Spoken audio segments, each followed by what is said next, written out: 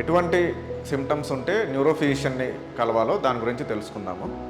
So కామన్గా headaches లేదా memory problems, మళ్ళీ లాంగ్వేజ్ ప్రాబ్లమ్స్ అంటే మాట్లాడలేకపోవడము, చెప్పింది అర్థం కాకపోవడము, బిహేవియరల్ ప్రాబ్లమ్స్, ఇట్లాంటి వాటితో పాటు సడన్గా విజువల్ ప్రాబ్లమ్స్ అంటే చూపు మందగించడము సడన్గా.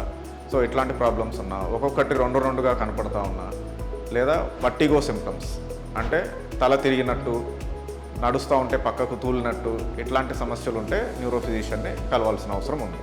దీంతోపాటు ఎప్పుడన్నా సడన్గా ఒక చేతిలో కానీ ఒక కాల్లో కానీ బలం తగ్గితే కానీ, మాట్లాడడానికి మాటలు తడబడతా ఉన్నా, మూతి పక్కకు పోతూ ఉన్నా, సో ఇటువంటి ఎర్లీ సిమ్టమ్స్, స్ట్రోక్ యొక్క సిమ్టమ్స్ ఉన్నా కానీ వెంటనే న్యూరో ఫిజిషియన్ని కలవాల్సిన అవసరం ఉంది. వీటితో పాటు చేతుల్లో కాల్లో తిమ్మిర్లు వస్తూ ఉన్నా కానీ, లేకపోతే యూరిన్ పోయడానికి సడన్గా ప్రాబ్లం రావడం కానీ, లేదా నడుస్తూ ఉంటే బ్యాలెన్స్ ఒక పక్కకు తప్పడం కానీ, సో ఇటువంటి ప్రాబ్లమ్స్ ఉన్నా కానీ వెంటనే రికగ్నైజ్ చేసి మనం న్యూరో ఫిజిషియన్ని కలవాల్సిన అవసరం ఉంది.